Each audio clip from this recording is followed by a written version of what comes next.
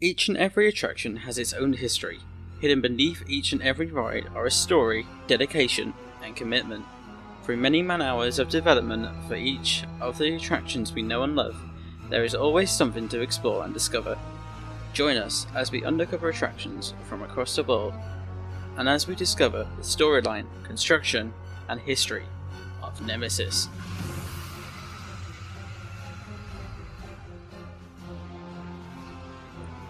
Known as one of the most game-changing coasters in the UK theme park scene, Nemesis didn't come out without its competitors. Opening in 1994, it faced Blackpool Pleasure Beach's Big One and Drayton Manor's Shockwave. The stakes were high. Nemesis had to live up to its hype and earn its reputation. But how would Alton Towers make this coaster stand out? Nemesis started its development in 1990, 4 years prior to its opening date. Replacing the infamous Thunder Looper, Alton Towers had determined to make this a standout attraction to take the general public by storm. However, Nemesis may not have even come to be if it wasn't for its legendary designer, John Wardley. With tons of restrictions in their path, Nemesis had to be unique. But it always wasn't planned this way. Originally, Alton Towers approached the manufacturer Aerodynamics for their new development. At the time, Aerodynamics were working on their brand new concept design named the Pipeline roller coaster. Alton Towers and John Wardley took a gamble and decided to plan their new development with Arrow's new concept. The concept would be codenamed SW1. Due to the high restrictions in place at the resort, the original design would only lead to a track length of 300 metres. Soon after, Aerodynamics encountered financial problems and also technical problems with this new concept, leading to the project being put on hold. It took a year for the project to be revived under the new codename of SW2. At this time, Aerodynamics had finally developed a prototype design of the Pipeline coaster. To see if the ride was the right fit for the resort, designer John Wardley wrote the prototype. And let's just say he wasn't too happy, describing the prototype as very slow and rather boring, and wasn't very energy efficient. This led to SW2 being scrapped and Alton Towers opting for another ride design, and so SW3 was born. John Wardley's concept for SW3 was heavily influenced by Batman the Ride, which is a new coaster in development at Six Flags Great America. The interest of this attraction led him to enter discussions with Six Flags, who agreed to privately disclose information about the new ride. Jim Rimtrode, who was the general manager of Six Flags Great America at the time, proposed a new concept for an inverted roller coaster. The park worked with a well-received manufacturer, Bolliger and Mabillard, to develop this new concept, which later made its debut at Six Flags Great America. After John Wardley wrote this, he was certain that this would be the new ride for Alton Towers, and so he began the development of Nemesis. This is a man with a mission.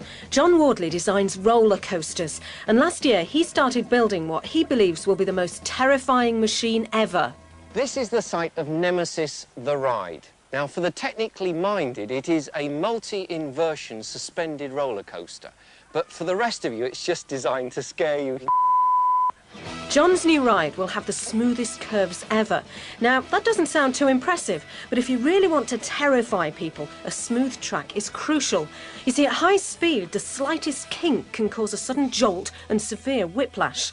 However, a secret ultra-smooth track curving process means that John will be able to safely drop, spin and tumble his victims with tremendous force. Now, the ride starts there and goes up in that direction, right up to the treetops, turns, comes down here, does an upside-down corkscrew, under the monorail there, back down through that hole and up over the top of the station where it does a zero-G roll and turns upside down.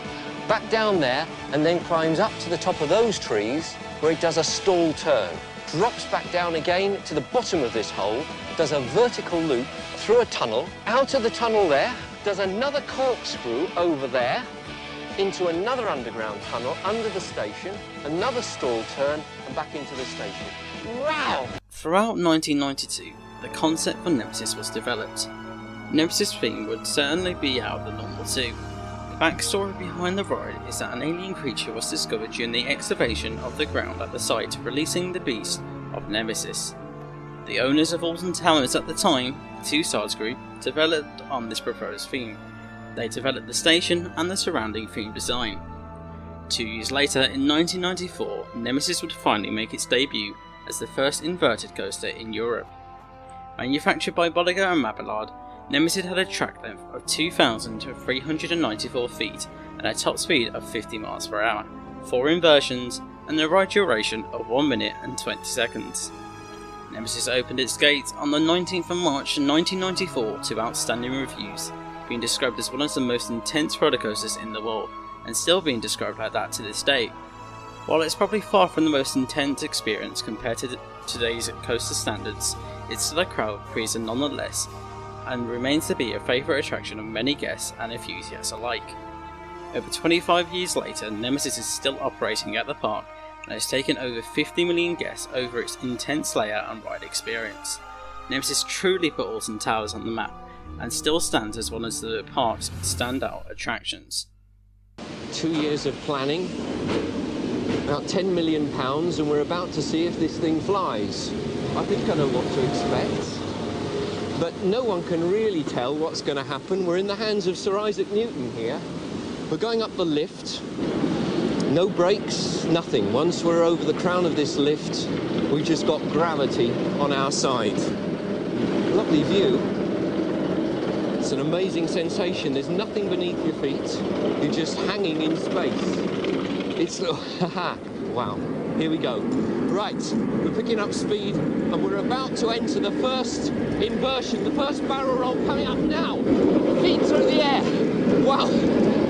Now we're getting faster and faster through a helix and into a 0G roll. Oh, wow. 3 seconds of weightlessness, a stall turn. We just stalled, and now down and through a vertical loop.